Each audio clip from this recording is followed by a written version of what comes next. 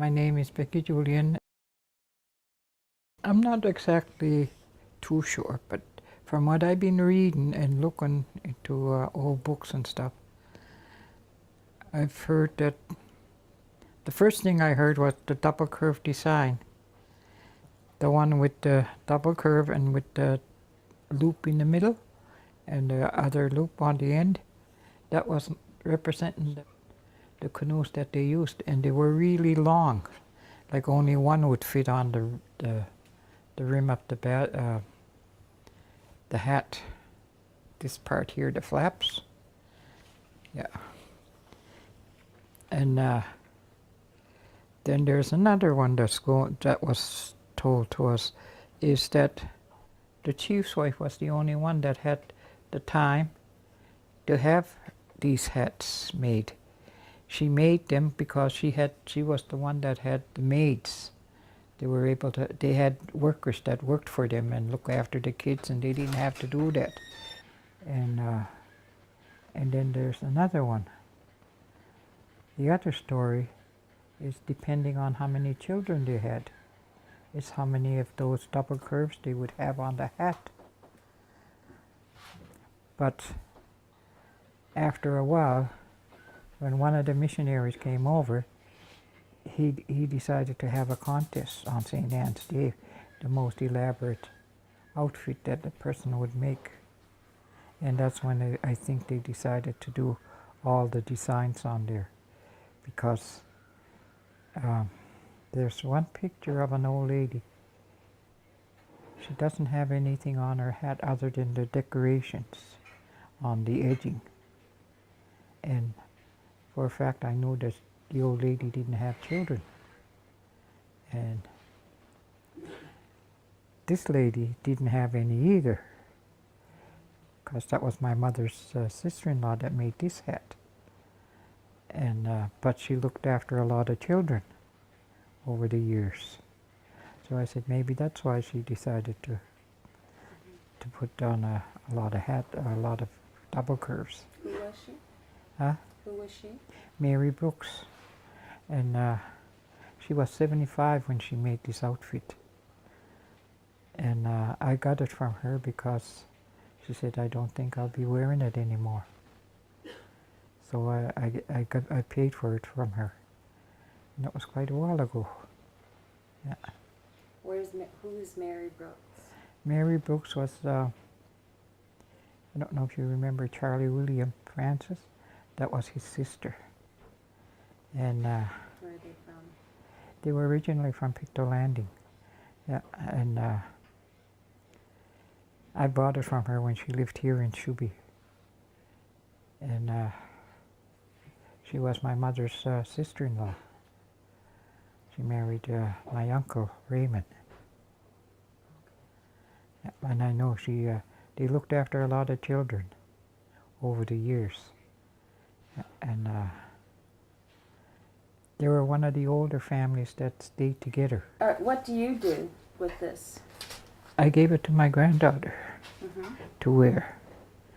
I was going to give it to my daughter, but my daughter lives in Quebec, and my granddaughter grew up, and I've been bringing her up too, and she wears it, but she only wears it at certain occasions.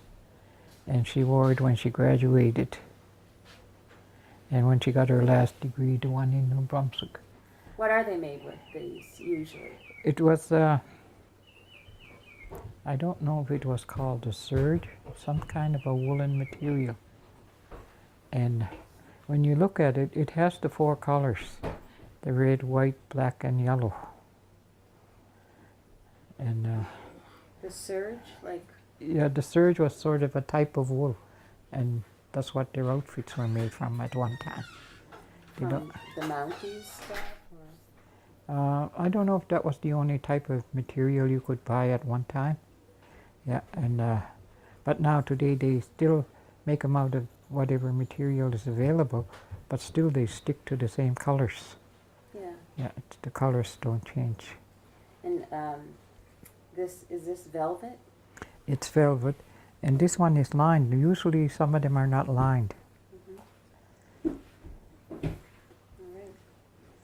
So do you make them? I make them, yeah. Okay, this one here is lined, and it was made by an elder, and the double curves are what they use on their regalias and almost all of their outfits. And I think it would, because the other native tribes, some use flowers, some use geometric designs, but all I've seen on the Mi'kmaq artwork was the double curve on their clothing, and that was for the men's clothing too. They had the double curve, and the material that is used today, like this one, is made with velvet and it has a lining. But at first they used a navy blue or a black, I think it was called serge. It was sort of a woolen type, and it was a little heavy, and it would hold the shape of the hat. Some of these were really high, the peak. I've seen them Yeah, really peaked. yeah. The But old I one. found that the peaked one, if it was too high like that, it would flip over, and then you had a problem with this part. Or I think maybe that's when this here type of trimming was added to this area. Mhm. And then this was always the flap here, and this would give you the movement for your head, yeah. And a lot of them had a ribbon tied here to tie under here. Oh, Yeah, that makes sense. yeah, because otherwise it wouldn't stay if it wasn't heavy. Now this is heavy down, that would stay on your head. It wouldn't fly away when there's a little gust of wind. But if it was very light, it wouldn't hold. It must have came after contact, because but when we first did them, they would have been in quill work. The porcupine quills were used for sewing on material but it was done on leather. So we didn't have the material. I think this came with the nuns that came. I don't know what they called them. Huguenots. They were, The Huguenots. I don't know, but they came and they brought the embroidery thread over and all that stuff. But then our people used the porcupine quill work, and then when they were able to get the beads, they switched from the quill work to the beads. Do you think they use leather before material? Or do you think... Not with these. No, I don't think so. Because most of the time they didn't go anywhere. It was the men that did the hunting and gathering.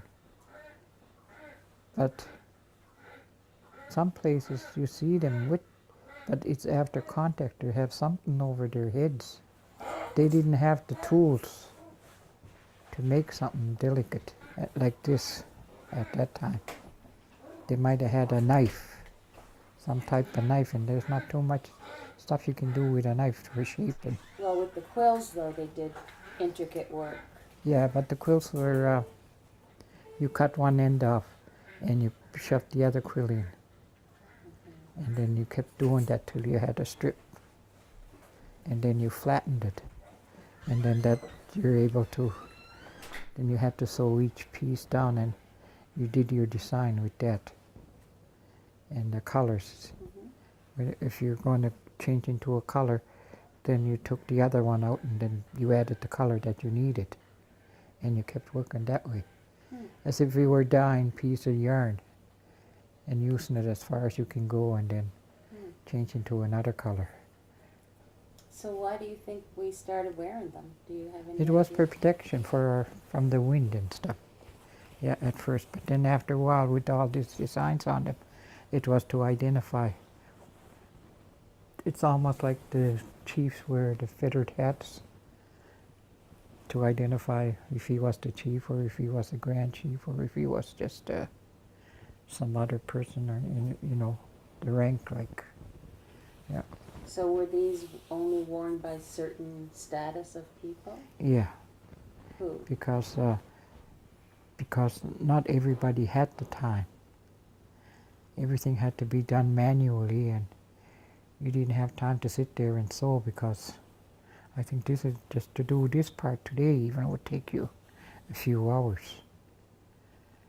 And then you got to keep your fire going and keep your kids going and feeding and all that.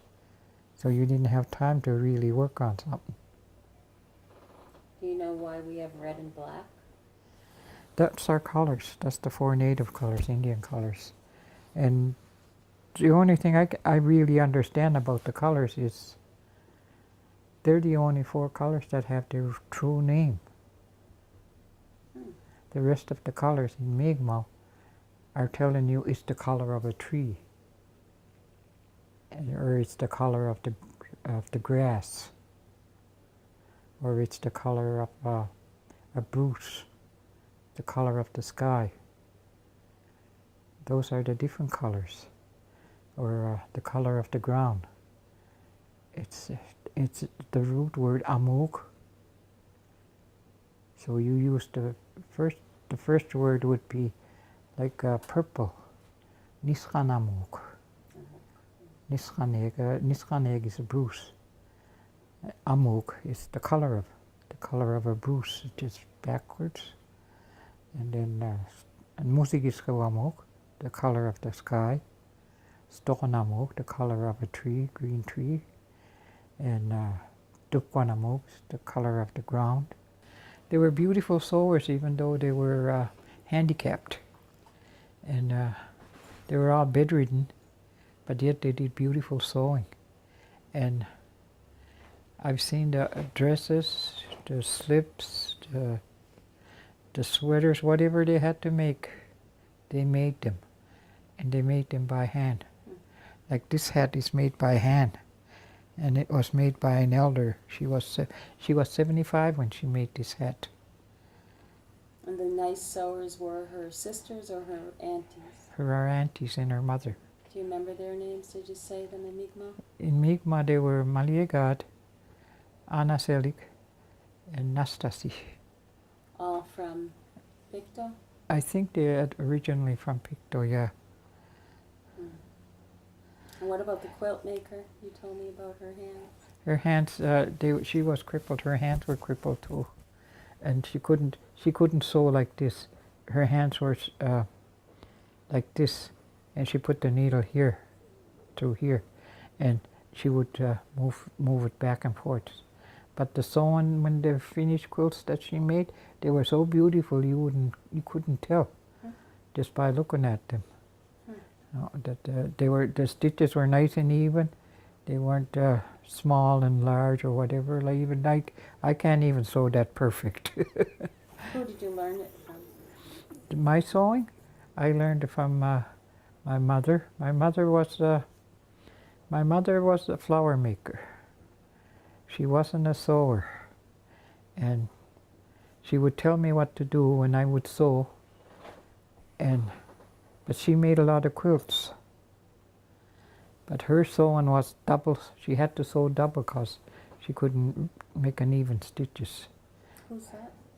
My mother, Oh. Mary Ellen. Yeah, and but she made a lot of quilts, and she made all her quilts by hand. And but a lot of my sewing I learned from school. When we went to school, we used to have what do you call that? Home ec, yeah. We had home ec, and that's where I learned my sewing. And in them days, we had to sew by hand first. They didn't show you the sewing machine till the last. So what about the hats? How do you make them? I make them in separate pieces. This part here, I cut 2 of them out. This here. I put the design on, and then I put the beadwork on after, and then the lining goes on. But today you can buy this iron-on that would help the stitching stay straight and even, because without it, it ends up being a little lumpy like, and you always have to straighten them out. So you start with the material. When do you do the iron-on? I would, today, like, we can use it right away. I would use it before I even start sewing. Just where your beadwork is going to be, that area. So I would cut one black, one with the iron-on, and then one with your lining. Yeah. And this lining is not too bad, but sometimes they would try to match your lining with this part, or have it a different color.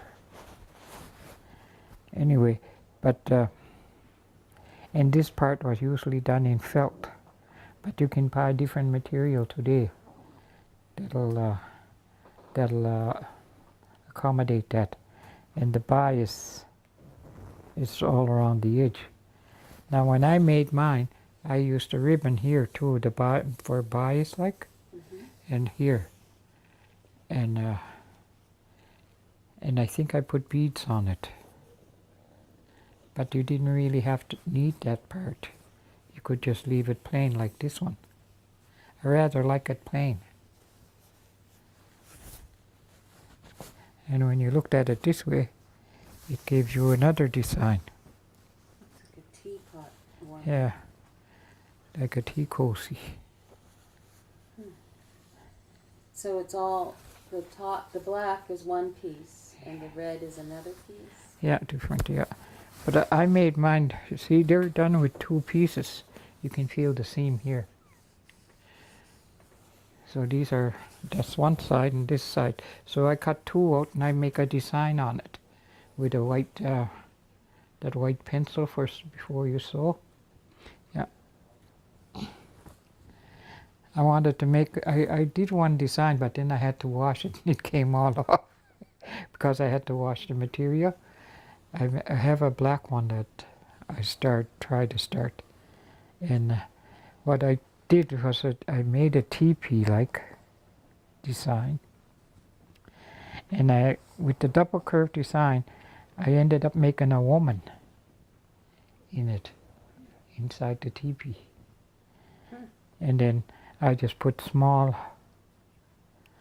double curves all around it.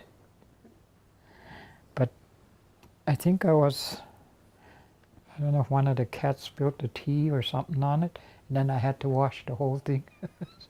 So I never did get back to putting the design back on. But that was my second, the one I wanted to make. And there was one even that had a handprint. I saw one with an old one? An old hat with a handprint, and it's this hand, and the ring marks were on the hand, and that represented the chief's wife.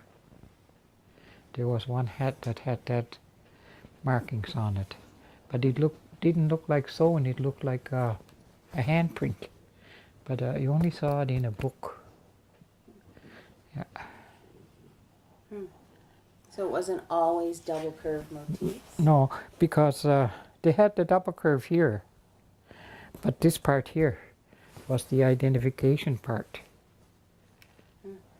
So that makes sense to me, identifying who you are. And when you're standing in a crowd, so you can say, oh yeah, there's the chief and there's his wife, and that one's wife, and So young girls or babies didn't wear these? no. And if they did, they were plain. Yeah, because I remember seeing plain hats on little kids. But there was an old lady, Sally, from Pictou Landing. She was one of the oldest women there. I remember her wearing it, but I don't remember seeing beadwork on her hat. That part I don't remember. Sadie's? Grandmother. Yeah. great-grandmother, I think. Because I think that was Joe's, yeah, that was her grandmother, yeah. Yeah. Because Joe's mother, yeah. I remember that part that it was playing. I remember they always wore this little jacket with it.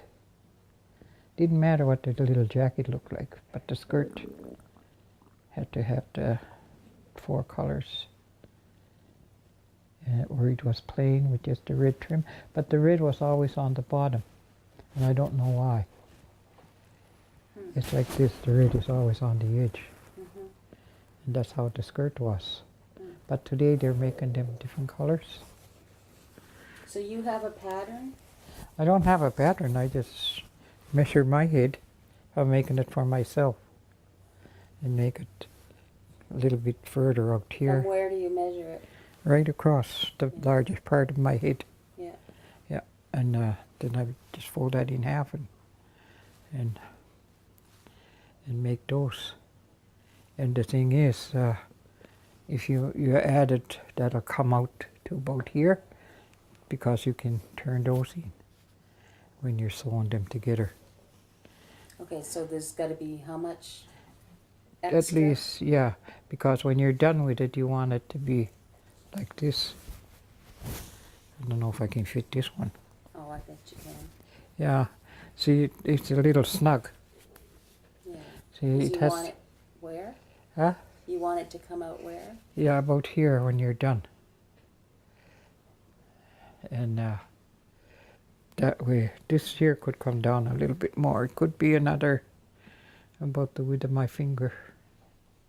A bit more.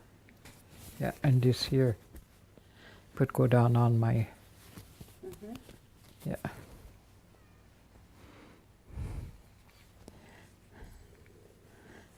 My head must be old, getting out of shape.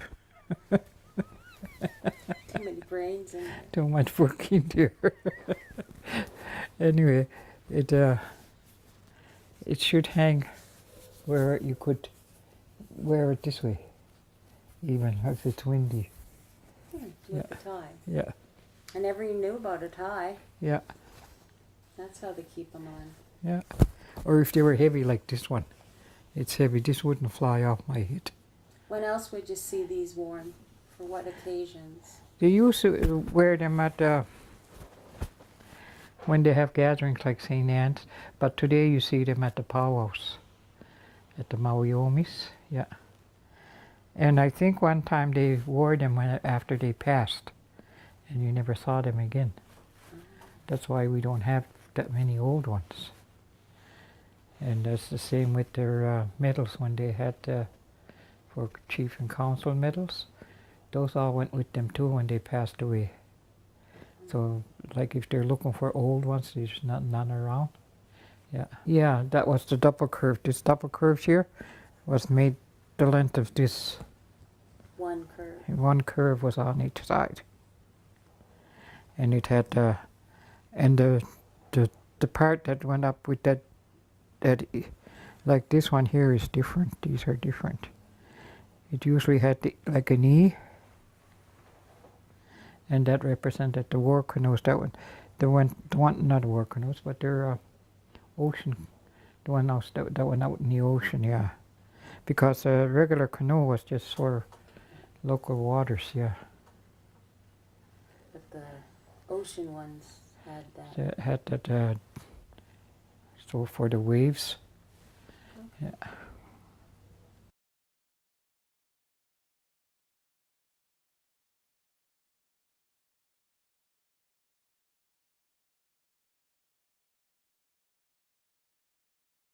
Yeah, this was sort of sewed right on because the material that's on the outside wasn't as thick as the black material. That's the top part. And she did this all by hand. I like the inside pattern. Yeah, but they had shirts too. Their shirt material was little prints like this. When they had a shirt underneath their the jacket and the skirt, it was small print like this. Is that Is it- calico or? I don't know what it was, but it had a small print like this, and it either came in black, navy blue, or the red. And sometimes they took scraps of this and trimmed the skirt with it too. Right. Yeah, Yeah, I've seen that. and the jacket part that went this part here. Oh, Habba's Papa's, granddaughter. oh my God, she's so beautiful. Yeah, I want to make one for her. Oh, that would be awesome. Yeah, I have a little one like this. I don't even know where it is. I even made them for a doll. I just added the hat. Mm-hmm. See what she would look like. My name is Jane Meader. I was born here in Sydney. The peaked hat, as far as I know, it was women from the Wabanaki Confederacy who wore these peaked hats. And I've also seen pictures of, I think it's the Innu, women who wear them. I've seen women outside of, like the Maliseet, Passamaquoddy, Penobscot, and Mi'kmaq. I've seen women from around the eastern woodlands area wear those peaked hats. I can't quite remember who it was. And I got interested in them many, many years ago. I was just a young punk or a young mom. I was married, had one little girl, and Russell Marshall approached me and Elizabeth Paul, and asked us if we would work on a project with him. And we said sure we would, and we started working together, trying to put pieces of culture together and having a display that could be used in a museum or a small, just a small display of cultural stuff. So one of the things we did originally was we hired Lisbeth's mom, Margaret Johnson, and Caroline Marshall and Pauline Loft to do some beadwork. And we wanted them to make the old clothing, the chief's jackets and the women's peaked hats and skirt and the jacket. And so we hired these women, and we went out and we bought the pattern for the jacket. They used an old military coat, and then we bought new material, and then the hats. The women wanted to make the hats, and I learned from them, those two elders, how to make these peaked hats. And I think the reason I was interested in them is that I would see them in the museums and old photographs, and I kept wondering, why aren't women wearing them anymore, or very few women would wear them, or I'd only see elders wear them. And I remember when my mother got one, Mary Brooks had made hers, and there were several elders who wore them. My mother was one, Matilda Herney, Katie, Margaret LaBillois, Chief Margaret LaBillois. There are a few of the women who were wearing these, and I thought they were beautiful. Personally, I don't like hats. I don't wear hats, but I always thought they were a thing of beauty. Like the beadwork was amazing, and just the way they were made with so much meaning. And Lillian Marshall would talk about them, and sometimes what she said, some of the beadwork on there would tell you who the woman was, her status in life, whether she was single, married, widowed, an elder, what her clan was, what community she was from, what district she was from. And so we gave a lot of information about the woman who wore the hat. But now we don't seem to know the meaning of these symbols. But what I do now is when I work with women, I try to get them to make it their own, something that has meaning for them. There's one lady in Eskasoni, I think her hat is absolutely gorgeous. Her name is Nancy Oakley. And she put, I will just pick this up for a minute. She put oak leaves here, beautiful beaded oak leaves. There are other women who have used petroglyphs, symbols of that our people use, the hieroglyphics, but things that have a lot of meaning for them.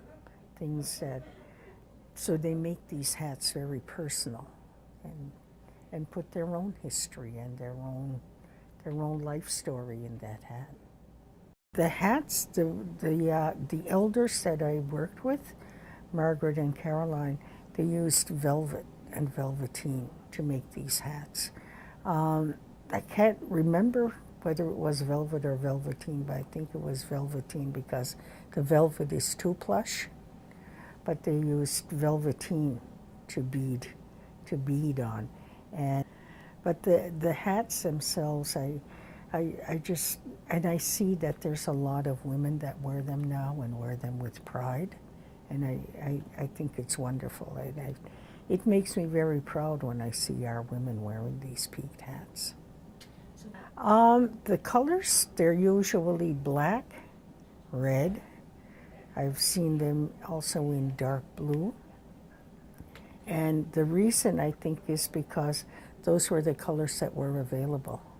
Trade cloth, right? When you're trading with the French and trading with the English, these are the colors that would have been available. So that's what they used. But I've seen them in a navy blue. And you'll see a lot of the old skirts too.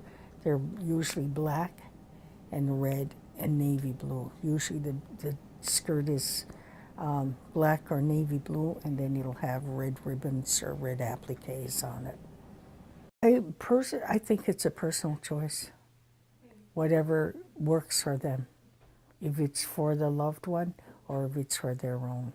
But to me, the peaked hat and the making and the beading, those are all creative outlets for healing. It's a way of healing. And as far as whatever they want on it, it's what they want on it. It should be personal, it should come from here. And the other thing I didn't mention, it's called a woman's peaked hat.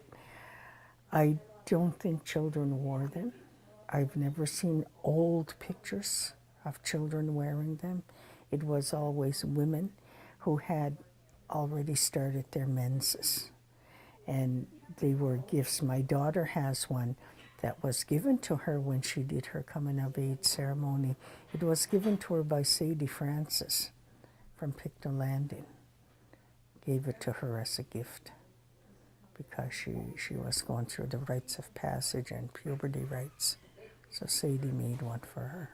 I started by taking this particular hat and making a pattern. I cut the pattern out, and of course I added a little bit for the seams, right?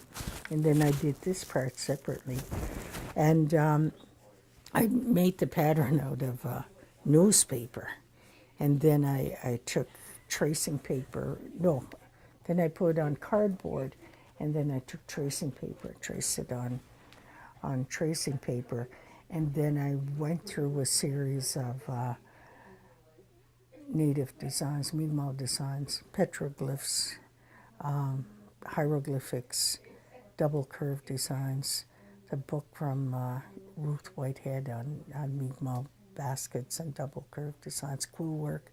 There's some double curve designs. There's a book called the Abenaki, it's from Maine, the Abenaki of the eastern, I don't know, it's not Canada. Eastern woodlands? Yeah, and they have a lot of double curve designs. Some are Mi'kmaq, some are Penobscot, some are Maliseet and Passamaquoddy. And so I took those and I made them bigger, I blew them up, and I made sure that they would fit on these hats. And so people, the women had a pattern to fall back on if they couldn't do their own work. And some just used that maybe on the outside. Some used other things that meant something to them. Some used 8-point stars. Some used different emblems. The emblem of woman, that the one that goes like this, The right? hieroglyphic. Yeah, and then there's some that are in the petroglyphs, a woman with the peaked hat. Some of them beaded those on there, and so what I do is that you get the pattern, and then what we do is we put the pattern on the tracing paper, and then we trace it onto interfacing, Yeah. right? And then the interfacing goes inside of here and onto the velvet, and then the designs on the interfacing, and then they bead it. So the Onto the design's hat. on the opposite side Yeah. On of the the black and the red. on the inside. Tracing paper. No, interfacing. Yeah. We use the tracing paper to mark on the interfacing. With what? Right, pen, whatever, pencil. White or? No, because it's interfacing is white. So we just mark on the interfacing and put And the you sew pattern on through the. the interfacing. Yeah, you leave the interfacing in so it gives it that stiffness and that weight that you And the need. interfacing has the design drawn on it. And you do it from the back. From the back, yeah. Okay. So your pattern is here, and then you're sewing, but you kind of have to follow the lines and come back through and make sure you're following those lines so that it forms a design that's on the interfacing. And then once that's done, then you get the lining and you sew up the lining and then put it on there, and then you get the that gold braid that comes through here. And then you just sew that bottom part on. Right now, this one is thinner, it's velveteen, but what I found that I like is now we use the upholstery velvet, because velveteen, when you cut it, you get little pieces everywhere. It's kind of messy. The upholstery velvet, on the other hand, doesn't fray, or it stays really nice. It's kind of a A heavier. nice finish, yeah. And it keeps a nice finish to it. The heads, and then they measure the patterns. I have two different sizes of patterns. How do you measure your head? This way, around, and then you here, right? And of course your piece where your forehead goes. But you would measure from here around to here, so you get this section. What's the proper way of wearing it? What do you mean? Oh, you take it and put it. I don't like wearing hats, but they put them on this way. Did you ever hear that there was a ribbon inside sometimes to tie them? Yes, I've seen those. Becky told me that. Yeah, I've seen them. Actually, one of the women, So you can see the side? Arlene Stevens, I think she used ribbons on hers when we made them. And then you heard of someone tying it here? Mm-hmm. Yeah. I've seen those. And then there's one woman who did a beautiful job on hers, but she didn't use beads.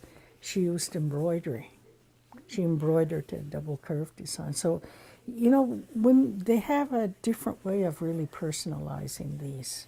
And that's okay? And I think it's okay, because I feel that our people were innovative, they were creative, and they didn't stay stagnant, because this material isn't material that our ancestors would have used, or our ancestors pre-contact. This is material from Europe, and Do you think they wore those kinds of peaked I've seen hats? pictures or paintings of hats like this, but in leather. Old pictures. And I was telling you, like Chief Margaret LaBillois had one done in leather. She wore a leather dress along with a leather Beaded? peaked hat. I can't remember if it was beaded, but if you look at, my mom has her picture wearing this peaked hat.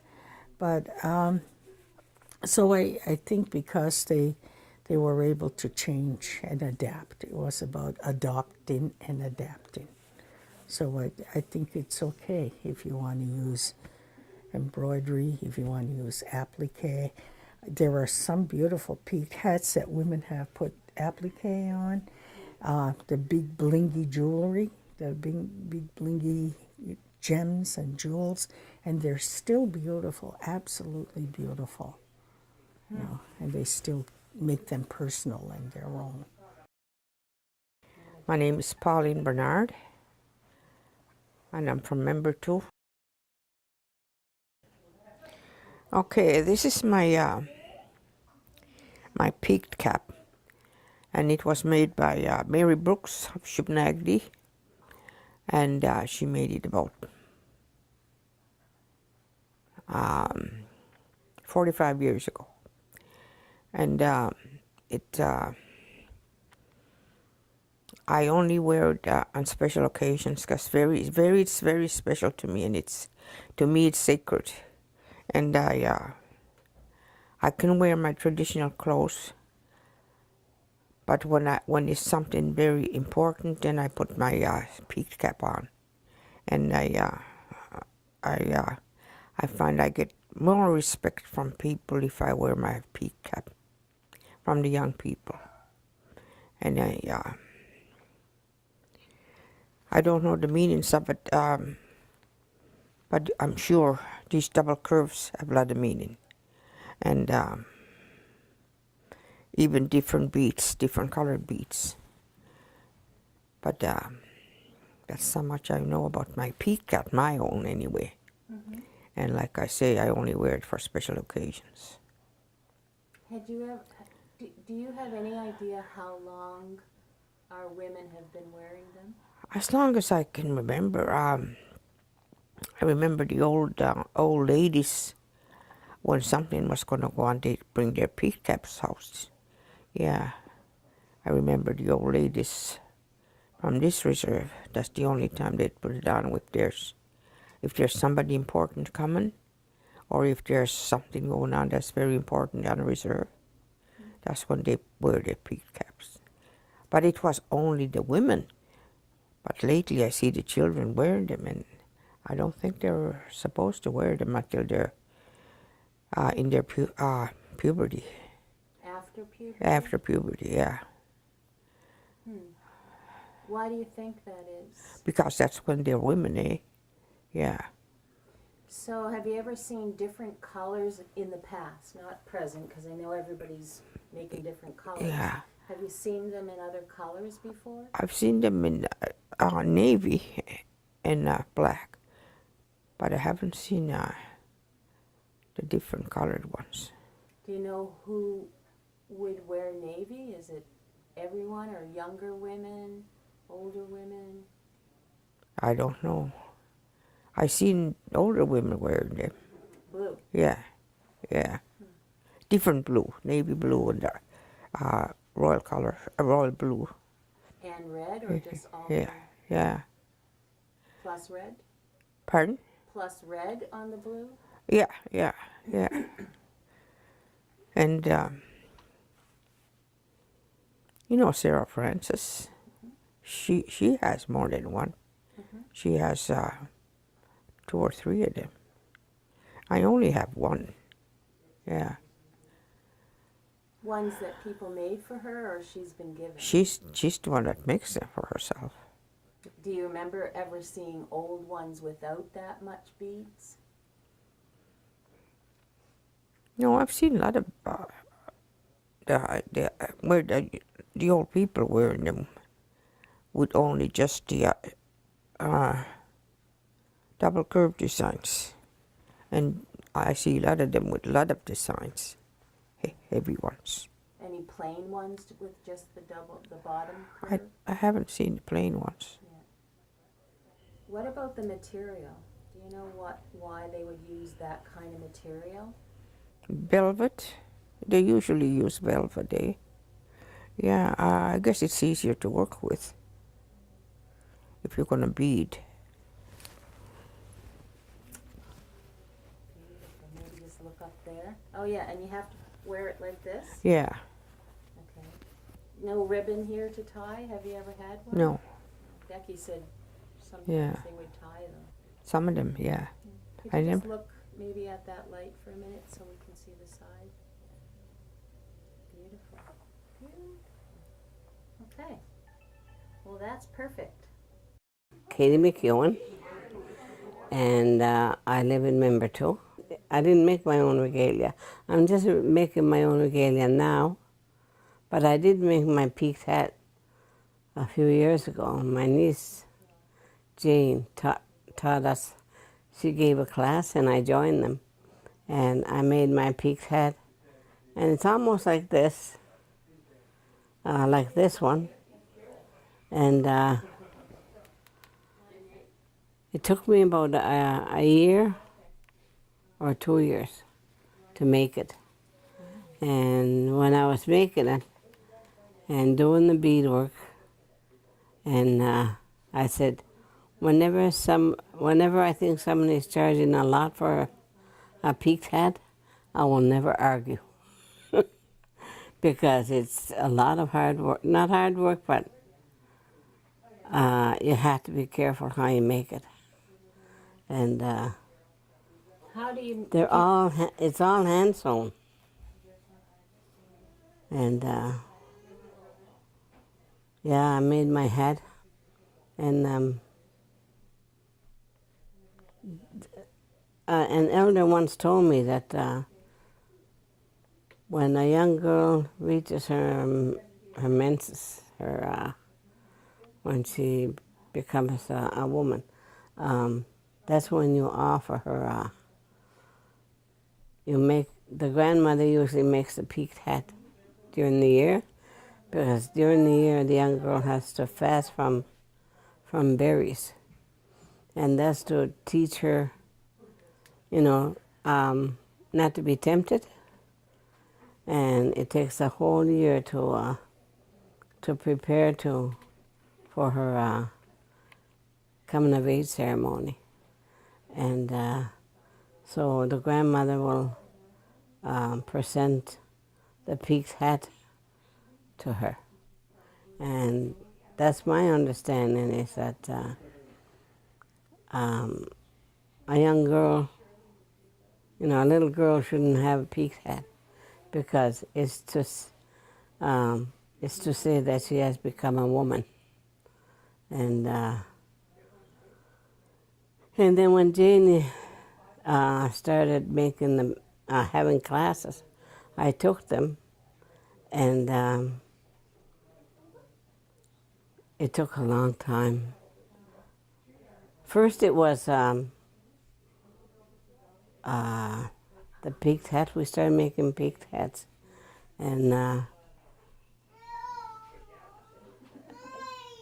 all I can say, it's very, it takes a long time, and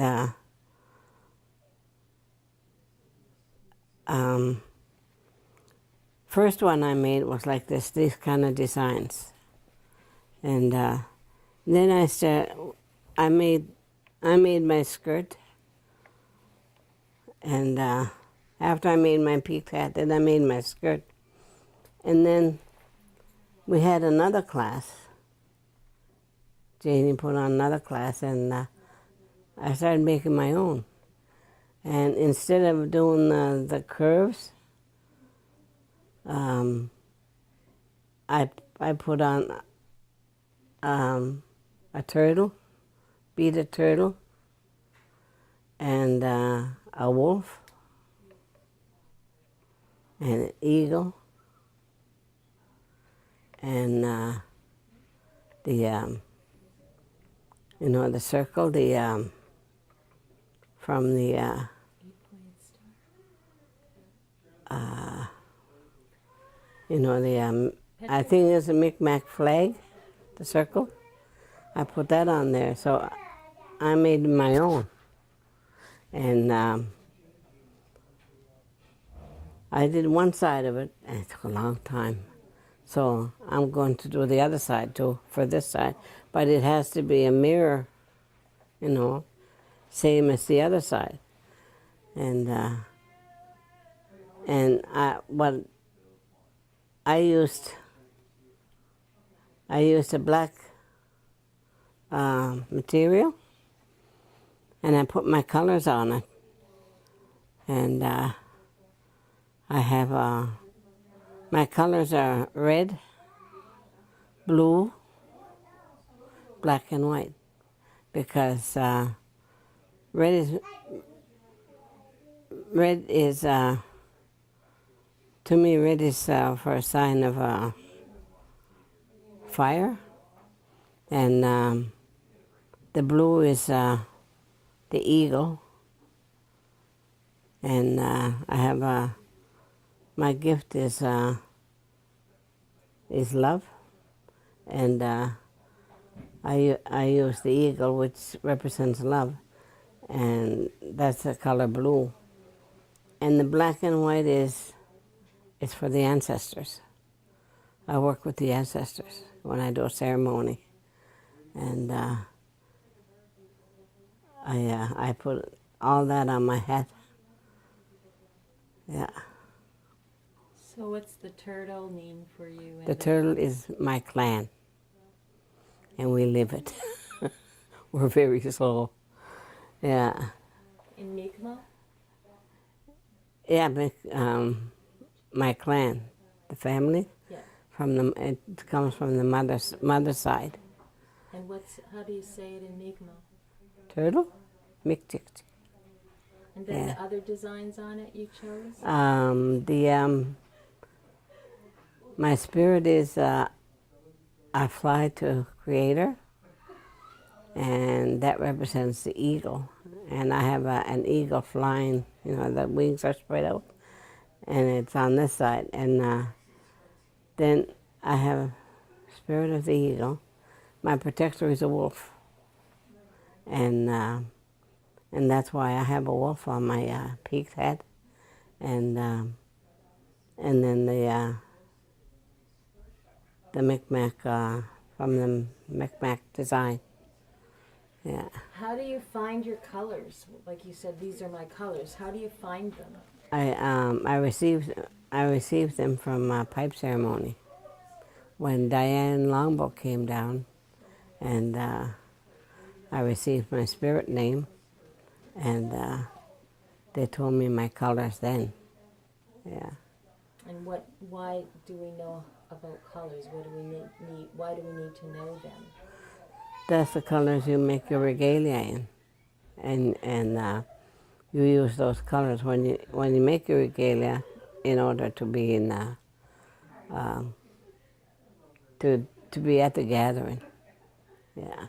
Are they spirit colors? Is that what they're called? Probably. Your I don't know. spirit colors? Just are- my yeah. I just know their colors. They're my colors. And you said that's where you got your name? What do you mean by your name?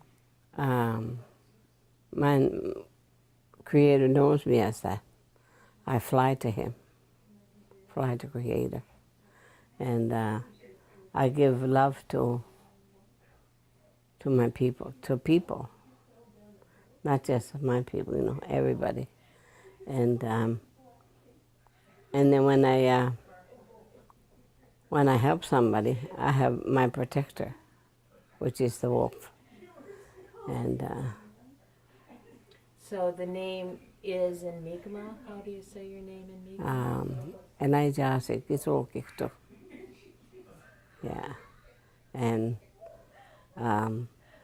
my spirit is Gitbu, and my Untitled my warrior is Baptism, wolf. So if you could tell something to these families? You've met them, you know a lot of them here in Nova Scotia. And why would it be to you? Why is it important for them to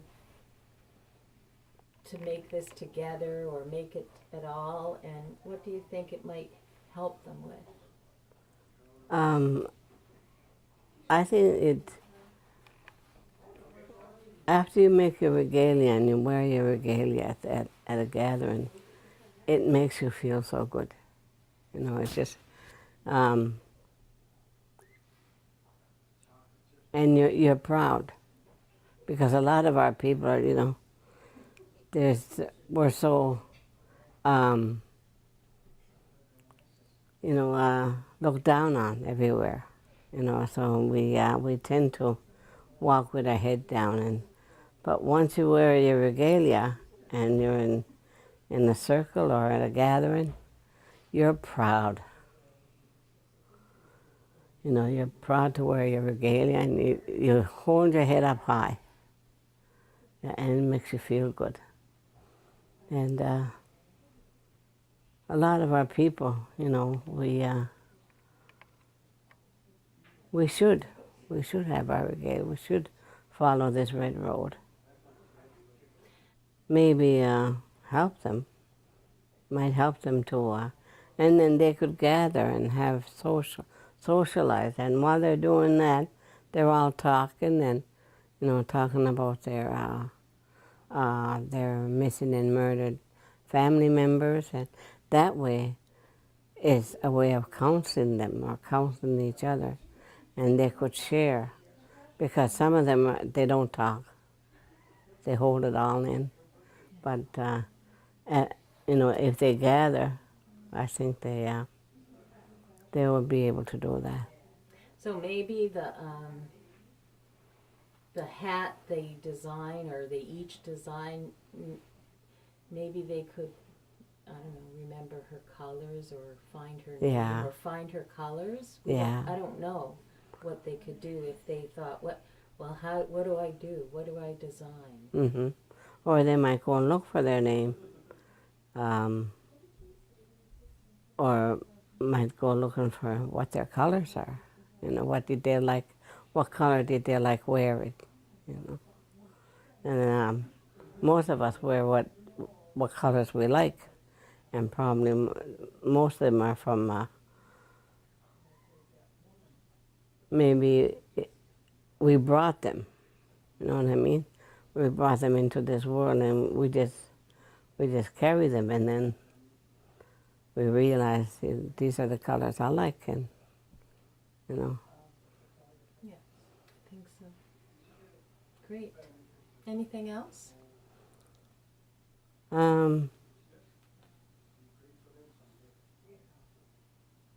No, just that you have to have a lot of patience to do it. At first I didn't. Mm-hmm. I threw it aside one time, and then I had to go and pick it up to finish it.